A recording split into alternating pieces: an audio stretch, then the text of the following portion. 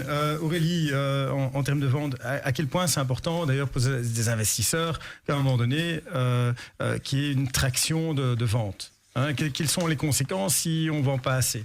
Mais on en a parlé tout à l'heure. Pour moi, ça dépend déjà du stade de développement de l'entreprise dans laquelle on est. Ça dépend du secteur dans lequel on est aussi. Donc, en discutant tout à l'heure avec un investisseur, il me disait, mais finalement, il y a des secteurs dans lesquels il y a tellement d'espoir et d'espérance que c'est l'avenir que finalement on ne doit pas vendre. On vient avec une promesse et on ne peut pas encore vraiment prouver avec des chiffres de vente qu'il y a un intérêt pour ce qu'on a fait, mais on a de la chance parce qu'on est dans ce secteur-là qui est prometteur.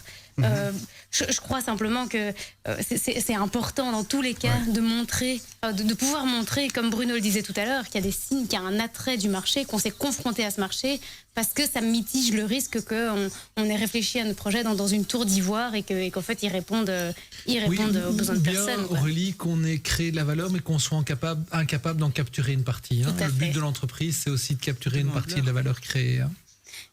Et c'est méga important en effet. Il y a aussi pas mal de projets qui arrivent, qui sont des projets très séduisants, mais en fait dont on se rend compte avec regret que le business model derrière ne permet pas en fait de dégager de la valeur. Oui, tout à fait. Mathieu, tu es d'accord avec tout ça?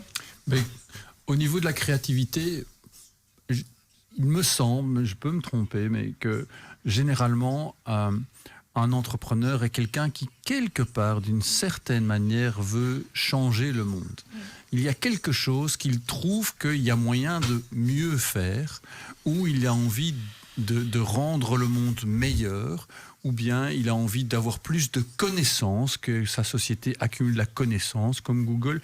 Bref, derrière chaque entrepreneur, je pense qu'il y a souvent un rêve.